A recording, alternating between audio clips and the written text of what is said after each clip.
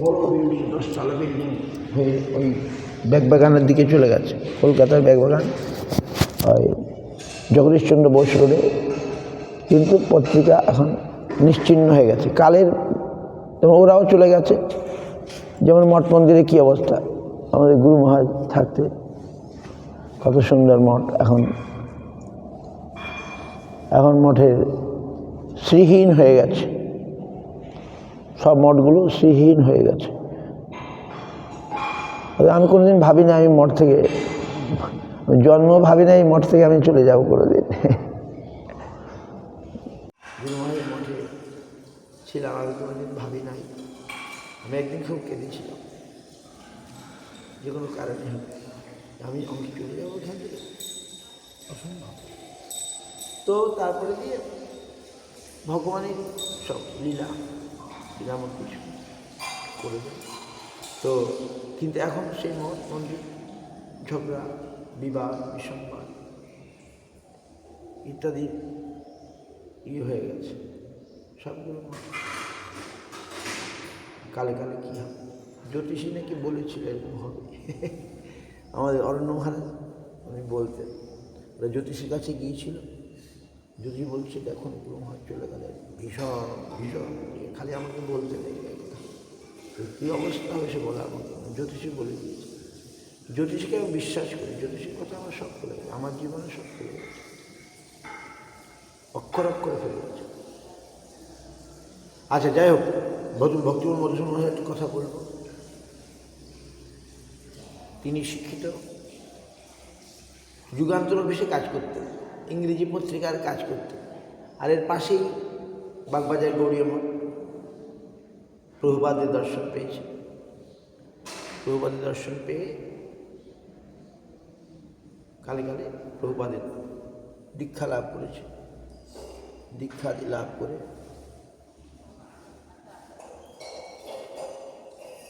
দীক্ষাদি লাভ করে তিনি চলে আসলেন প্রভুপাদের সেবায়। প্রভুপাদ তাকে ভাগবত নিজের হাতে দিয়েছে, এই জন্য তিনি ভাগবত পাঠ খুব ভালো করতেন। প্রভুপাদ তাকে নিজের হাতে ভাগবত দিয়ে বলে তুমি ভাগবত করবে।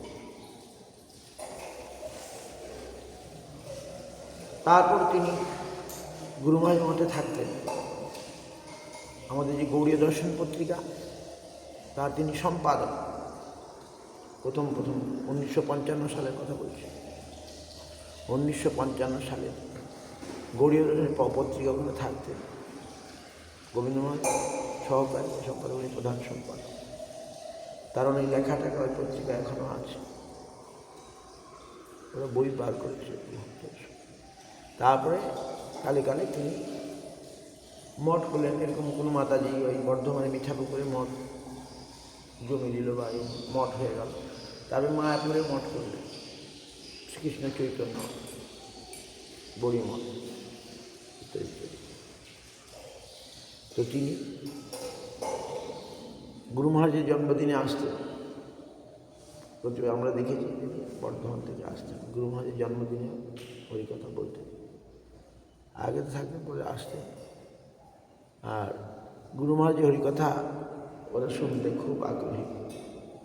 গুরু মহারাজের কথা সম্পর্কে উনি বলতেন, সিদ্ধ মহারাজ আমার প্রভুপাদের কথা, আমরা সিদ্ধ মহারাজের কাছে আসি প্রভুপাদের কথা শুনতে।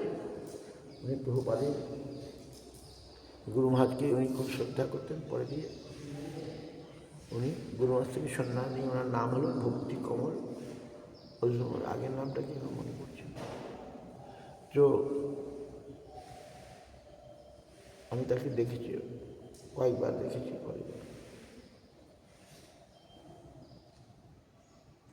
বর্ধমানে মিঠাপুকুরে মঠ, ওখানে মঠ আমার উপরে উনি একটু রেগে গিয়েছিলেন একসময়। কিন্তু গুরু মহারাজ একসময় ওনার এক শিষ্য আমাদের মঠে রান্না করত, ওনার শিষ্য যেন মঠে রান্না করত, নাম ছিল রাম ঠাকুর। ও রান্না এক নম্বর, কিন্তু বকত এমন বকা ছুটে অবস্থা কাহিনী। কিন্তু রান্না ভালো, এর জন্য ওকে আর তাড়ায় নাই। আরও ছিল ব্রহ্মচারী, বিবাহ করে নাই, মানে রাম ঠাকুর, ওকে আমি দেখেছিলাম। তো রাম ঠাকুর ওনার শিষ্য, কিন্তু আমাদের মঠেই রান্নার সেবা করতো, কিছু পয়সা পেত। তো তার বকা, এমন বকা, কিন্তু রান্না খুব যত্ন করে করতো, তরকারিটা সিদ্ধ করে রান্না করতো, ভালো করে সিদ্ধ করে। তার রান্নার মধ্যে পরিপাটি ছিল আর কি, রান্না খেলে মনে হচ্ছে রান্না। আমাদের তরুণ প্রভু রান্না ভালো করে। যাই হোক, সবাই তো করতে পারে না। তো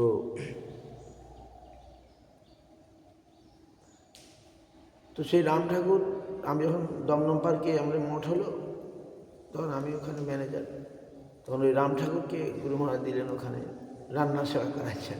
নবদ্বীপে আরেকজন আছেন একটু ব্যবস্থা। তো রাম ঠাকুর ওখানে রান্না করতেন, ওই বকার ছোটে অবস্থা খাই, তবু রান্না ভালো বলে ওকে আমরা তাড়াই। তো ওকে আমরা রাখতাম, মাসে পরে টাকা আনত। তো এক সময় পূর্ণানন্দ প্রভু ছিল, ওর একটু স্বভাব,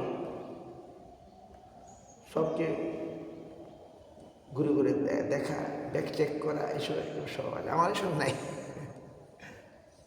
দরকার। তো রাম ঠাকুর মাঝে মাঝে বাড়ি যায়, তো বাড়ি যাবে, রান্নার সে ব্যাগ চেকে কিছু হয়তো মশলাপাতি কিছু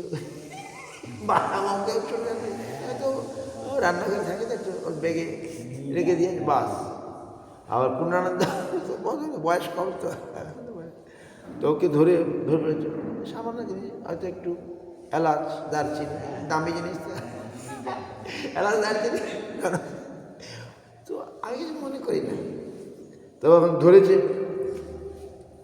ও তো লজ্জা পেয়ে গেছে, ও বাড়ি গেছে আর আসে না। আমি তো এরকম একটা লোক হারালাম, আমার তো ভালো লোকটা হারালাম, আমি এখন কী করে আনি ওকে। তো আমি চলে গেলাম, ও তখন ওর গুরুদেবের মঠ মিঠাম করে ওখানেই রান্না করছে, আর আমরা তো ওর অভাব বোধ করছি, এত সুন্দর রান্না করে খেতাম। কী পুনরায় দেবো, কী করে দিল, সব গোলমাল করে দিল। তো তো আমি এখন আমাদের একটা ছেলেকে নিয়ে গেলাম, দীনেশ বলে একটা বিহারি ছেলে থাকতো। তো দীনেশকে বললাম, আমি মঠে ঢুকবো না, তুমি মঠে ঢুকো, আমি ঠাকুর মঠের বাইরে ছিলাম, তুমি ওকে ঢোকো আর ওকে ডেকে নিয়ে আসো। তো ও তখন মহারাজ ছিলেন, মধুসূদন মহারাজ ছিলেন, বেঁচে ছিলেন। তো ও গিয়ে রাম ঠাকুরকে চুপি চুপি ডেকে নিয়ে আসলো রাস্তায়, হ্যাঁ রে কবি এটা কাকুকে করবে। আমরা তো চিন্তা নেই, সব কিছু না, চল দেখি চল। আমি সে ওকে বলে চলে যাই, ওকে আবার 10 টাকা দিলাম, তখন 10 টাকায় হয়ে যায় ভাড়া, আসা যাওয়ার ভাড়া হয়ে যাবে। 10 টাকা দিয়ে তুই তাড়াতাড়ি চলে আসো, সব কিছু না চলে।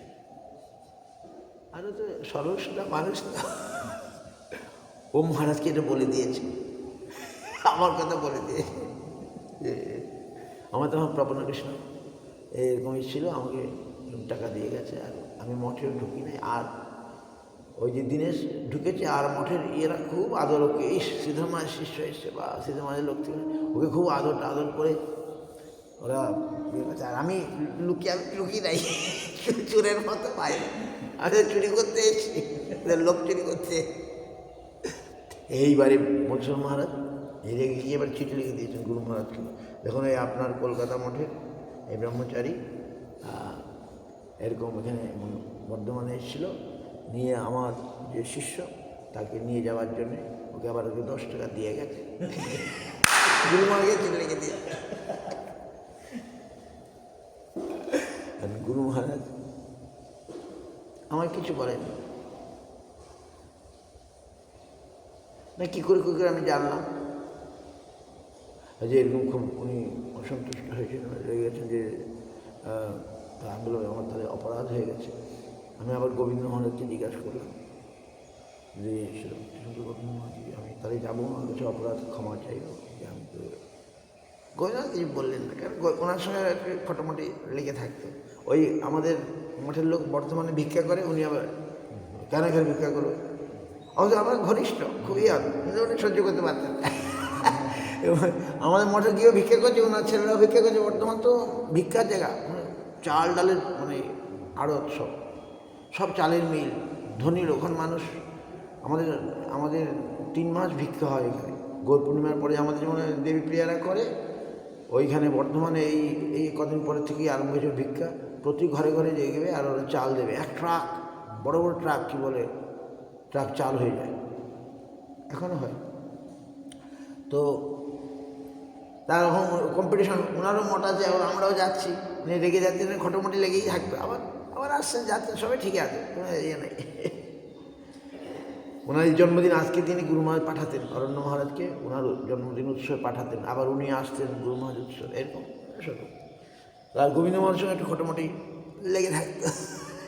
তাই হোক, তা আমি জিজ্ঞেস করলাম, আমি কি যাবো, ক্ষমাটমা যাইব? গুরু মহারাজ কিছু বললেন, অতটাই বললেন। দেখো গুরু মহারাজ কী করে। তারপরে গুরু মহারাজ কী উত্তর দিল জানেন? ওই চিঠির উত্তর দিল। গুরু মহারাজ ওনাকে লিখলো, ওনার তো গুরু ভাই, আর গুরু মহারাজের সন্ন্যাস, গুরু মহারাজ ওনাকে উত্তর দিল, ও রাম ঠাকুর। গুরু মহারাজ উত্তর দিল, রাম ঠাকুর আপনার শিষ্য হতে বটে, কিন্তু সে তো আমার মতেই সেবা করে। তাহলে সে তো আমার মতেই বরাবর সেবা করে না, সে আপনার শিষ্য বুঝলাম, সে তো আমার মতেই সেবা করছে, তো ওকে আনতে গেছে তো কী দোষ হয়েছে? আমাকে গুরুবার এখানে গুরুর আবার লিখে দিয়েছে। আমি তো খুব ভয় করছি, ওই অপরাধ হয়ে গেল, বৈষ্ণবের কাছে অপরাধ হয়ে গেল। আমি এরকম ওনাকে গুরুমা বলে, সে আপনার শিষ্য হতে পারে, কিন্তু সে তো আমার এখানে সেবা করছে, আমার এখানে পয়সা নিয়ে সেবা করছে, সে তো ওকে আনতে গেছে কী দোষ হয়েছে? গুরুমা আমাকে বাঁচিয়ে দিলেন। এই কথা আমি শুনলাম, যাই এটা আজকের দিনে স্মরণ করলাম। তো তারপর নিয়ে আসতেন। তারপরে হরিকথা বলতে আমি ওনার কথা শুনেছি, হরিকথা। তো মঠ ওখানে করলেন, এখানে করলেন, আবার কলকাতায় অনেক শিষ্যরা আছে, ওখানে একটা মঠ হয়েছে। তো গুরু মহারাজরা যেহেতু উনি খুব শ্রদ্ধা করতেন, উনি আরও সেই হিসেবে আমরা ওনাদেরকে ভালোবাসি। তো আমাদের গুরু মহারাজের সেবা করতেন, এই যে কেদারনাথ বদ্রীনাথ যাওয়া, গুরু মহারাজ তো যেতেন না, ওনারাই করতেন সেবা। যারা গুরু মহারাজ যাকে সন্ন্যাস দিয়েছিলেন তারা গুরু মহারাজের সেবা করেছিলেন, এমনিতে। তো পরমহংস মহারাজ এইসব, তখন তো পয়সা দরকার, এই ট্যুর করলে কিছু পয়সা আসে। দক্ষিণ ভারত পরিক্রমা, তারপরে কেদারনাথ বদ্রীনাথ 4 ধাম পরিক্রমা। তো পরিক্রমা এনারা যেতেন, পরিক্রমা পরিচালনা করতেন, গৌরপূর্ণিমা পরিক্রমা পরিচালনা করতেন, এইসব সেবা করছেন গুরু মহারাজ। পরে যে তারা আপনার মঠ করেছেন, আপনার গুরু মহারাজই মঠ করে দিয়েছেন পরমহংস মহারাজকে, ওই মায়াপুরের জমিটা ওনাকে দিয়েছেন, সব ওরা গুরু মহারাজ সেবা করতো, গুরু মহারাজ দেখভাল করছে। যাই হোক, কী হলো, তো তিনি ভাগবত খুব সুন্দর, প্রভুপাদ নিজের হাতে তাকে ভাগবত দিয়েছিলেন। সে আর ছিল গোবিন্দ মহারাজ বুঝে ওনার প্রণাম মন্ত্রটা লিখে দিয়েছেন, ভক্তি কমল মধুসূদন মহারাজের প্রণাম মন্ত্র গোবিন্দ মহারাজ বা গুরু মহারাজকে লিখে দিয়েছেন, প্রণাম মন্ত্র লিখে দিয়েছেন ভক্তি কমল মধুসূদন। তো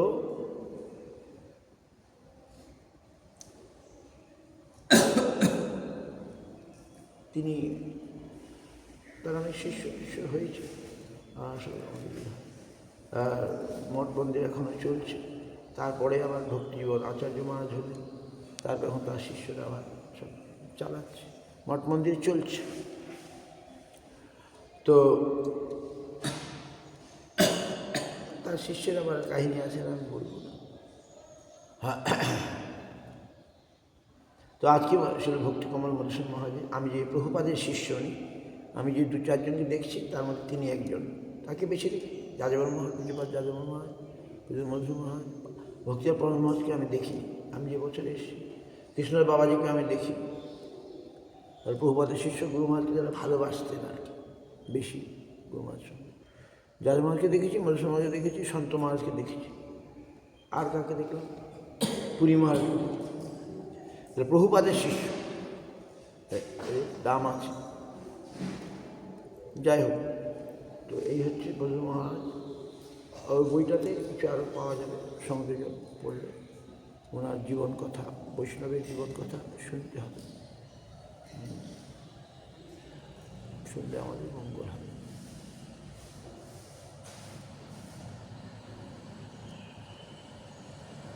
আর কি বলবো? So night time I shall say in English, night time I shall try English I shall tell. The book I shall say more. Mainly he was an educated man. He was like editor of a Bengali newspaper of Calcutta, name was Amrit Bajar Patrika in English. And it is near Bagbajar, near Bagbajar Gaudiya Math, where Prabhupada used to stay. So he met Prabhupada there. And gradually he became initiated. And he is an educated man. And then, what is main thing I remember? Prabhupada given him Bhagavatam. He used to read Bhagavatam very nicely. So Prabhupada by his own hand given a Bhagavatam and said, Bhagavad, what korbe? So Prabhupada given him Srimad Bhagavatam from by his own hand. And he can speak Bhagavatam very nicely. Maybe Bhaktivinoda Bharati Maharaj know many things about him. Maybe he already. So I seen him. He used to come to Guru Maharaj Best Puja every year from Bardhaman. He has a mott in Bardhaman. Some Mataji, একজন মাতাজি ওই জমি দান করেছিল Mithapukur Bardhaman. One Mataji donated land, etc. He made mott in Bardhaman town and another in Mayapur now after. But when Guru Varga gone, everything become massacre. Guru Varga চলে গেলে মঠ মন্দিরের কি অবস্থা হয়ে যায়। যাই হোক, now he left some of his disciples, they learned. He also educated and he took sannyas from Guru Maharaj. He loved Guru Maharaj because he said, what we Sridhar Maharaj Harikatha and like Prabhupada Harikatha. Like their Gurudev Harikatha, we can hear from Sridhar Maharaj. So they love, so he used to come and also helped Guru Maharaj in he was the first editor of Gaudiya Darshan Patrika in 1955. Monthly magazine. He was the editor. And some articles already there in Bengali. And they used to live in a mott and serve Guru Maharaj in his seva. After he took sannyas and he had made new mott, his own mott. Guru Maharaj used to send today Aranya Maharaj, Krishna San Prabhu, his birthday festival, I see. আমরা দেখলাম উনি যখন আসতেন অন্য মাস তাদের পূজা টুজা পড়িয়ে দিতেন, এই করতেন, উনি আসলে সেবা করতেন। যাই হোক, আমরা দেখেছি। তো he used to speak Harikatha also nicely. এখনো ভিডিওতে আছে, গুরু মহারাজের আবির্ভাব দিনে উনি হরিকথা বলছেন, এগুলো ভিডিওতে আছে। So today his appearance I remember and we remember and give our obeisances. Evening time we can speak more. The book may be something more.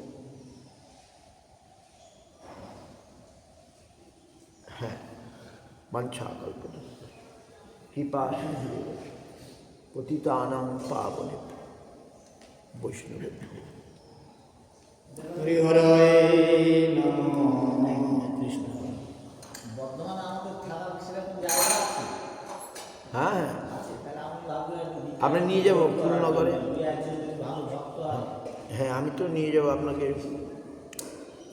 এই তো আমি কতগুলো জায়গা আপনাকে চিনিয়ে দেবো, আপনাকে নিয়ে যাব কুলনগরে, যে ভাতার এখান থেকে যেমন কাটোয়া থেকে ভাতার ট্রেন আছে, ভাতার এক ভক্ত আছে, খুব ভালো আমাকে যোগাযোগ করে। আচ্ছা, আমি আপনাকে জায়গা দেখিয়ে আসবো। আরও কোনো জায়গায় গেছি বর্তমানে, ওই যেখানে থাকে আমাদের কৃষ্ণপুর থাকে এখন ঘুষকরা, ওই যে ওখানে যাব, ওখানেও ভক্তরা আমাকে বলে আপনি আসবেন, আমরা আপনাকে কালেকশন করে দেবো, চাল কালেকশন করে দেবো। আমাকে বলে যে ওই আর আপনি ওখানে গিয়ে যাবেন, কৃষ্ণনাথ প্রভুর ওখানে চলে যান। ওই আমাদের কৃষ্ণনাথ প্রভু বাড়ি বানিয়েছে, ওনার নিজের বাড়ি। ওইদিকে গেলে, ওইদিকে আমাদের মঠ থেকে গুসকরা, জায়গাটার নাম গুসকরা, ওখানে ভিক্ষা হয়। আর আপনার কৃষ্ণনাথ প্রভুর বাড়ি থেকে আপনি ভিক্ষা করবেন, হ্যাঁ। তারপরে আবার বর্ধমান কুলনগর থেকে ভিক্ষা করতে পারবেন, বর্ধমানেও আছে। তো ওখানকার লোক ভালো। এখন তো ধান চাল উঠেছে, আর কিছুদিন পর থেকে সব এখন সবাই মন খুশি, সব ধান চালে বন্ধ। তো এইদিকে সব ধান চাল। এই এখানে নন্দনঘাট থেকে দেখছেন না, খালি ধান আর ধান, ধান আর ধান আর ধান, আলু, রিচ। তারপরে তারকেশ্বর এত ধনী, ওই আমাদের ভাগবত মাঝের মঠ, বিরাট মঠ করে ফেলে দিয়েছে। বিদেশি টাকা তো নয়, দেশি লোকের লক্ষ লক্ষ, প্রত্যেকে 50,000, লক্ষ, 1 লক্ষ, 50,000, 1 লক্ষ, 50,000, 1 লক্ষ এরকম দান করেছে। বিরাট মঠ। ওই আলু হয় আর বাদাম হয়, আর এগুলো প্রচুর ইনকাম। মাঠের থেকে আলু হয় আর বাদাম হয়, সব সময় ইনকাম। তো যাই হোক, তো সেটা বড় কথা নয়। আমাদের দরকার হচ্ছে মানুষের স্বীকৃতি করা নাকি। যেমন আমরা বিদেশে গেলে তো আর 5 টাকা দেবে না, 10 টাকা দেবে না, তাদের টাকার দাম বেশি। যাক, আজকে 10 জন ভক্ত আসবে, 8 জন ভক্ত এখানে আসবে, এরা বিদেশে, লন্ডন থেকে। আমি ভবিষ্যতে ওদের ওখানে আমি লন্ডনেও যেতে পারবো। যাই হোক, আজকে গতকাল দেখলেন তো মহারাজ দেখিস, ওরা এখানে আসবে। আমাদের গুরু ভাইটাই আছে, গুরু বোন ইত্যাদি, পুরনো 40 বছর আগের আমার সঙ্গে দেখা হয়েছে। যাই হোক, আজকে আসবে, এখানে প্রসাদ পাবে। লন্ডনে গেলে আমরা ওখানে যেতে পারবো। আমাদের মঠ আছে, কিন্তু এখন তো সব ঝামেলা হয়ে গেছে। যাই হোক, এখন আমি সব জায়গা চিনি। আর আমি যাচ্ছি কি না, আপনাকে নতুন জায়গায় উলুবেড়িয়া যাবো, ওরা ডাককে আমি যেতে পারি না। একদিনের জন্য উলুবেড়িয়া আমি জায়গাগুলো দেখে আসবো, ওখানে থেকে ভিক্ষা করতে পারবো। উলুবেড়িয়া থাকার কোনো অসুবিধা নেই, ওরা খুশি হবে। একদিনের জন্য উলুবেড়িয়া যাবো, একদিনের জন্য হ্যাঁ। হরি হরে নমঃ কৃষ্ণ।